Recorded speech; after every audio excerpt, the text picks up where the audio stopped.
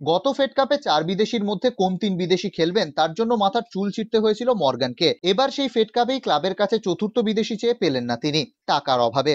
এই কারণে পাইতে, ব্র্যাঙ্কো, চরণ রায় ও বলজিৎ সিং এই 4 ফুটবলারকে ছেড়ে দেওয়ার প্রস্তাব দিয়েছিলেন মর্গান, যাতে এদের টাকায় চতুর্থ বিদেশি আনা যায়। কিন্তু ক্লাব রাজি হয়নি। এই নিয়ে ক্লাবের সঙ্গে মর্গানের চলছে ঠান্ডা লড়াই।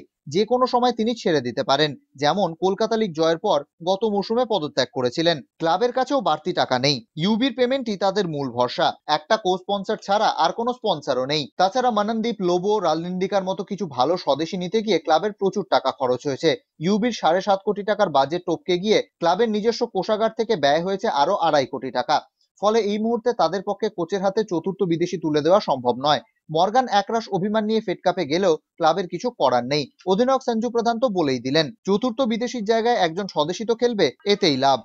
हाँ वो तो मिस हो गया क्योंकि हम लोग के पास एक ऑप्शन था कि हम लोग के पास और एक फॉरेनर ले सकता है, तो डेफिनेटली उसके लिए मिस करूँगा। लेकिन वो होने से भी दूसरा इंडियन प्लेयर लोगों को भी चांस नहीं मिल सकता था, क्योंकि हम लोग सोचेगा कि दो ही फॉरेनर को खिलाना है स्ट्राइकर में, तो दूसरा फॉरेनर इंडियन स्ट्राइकर लोगों को चांस नहीं मिलता।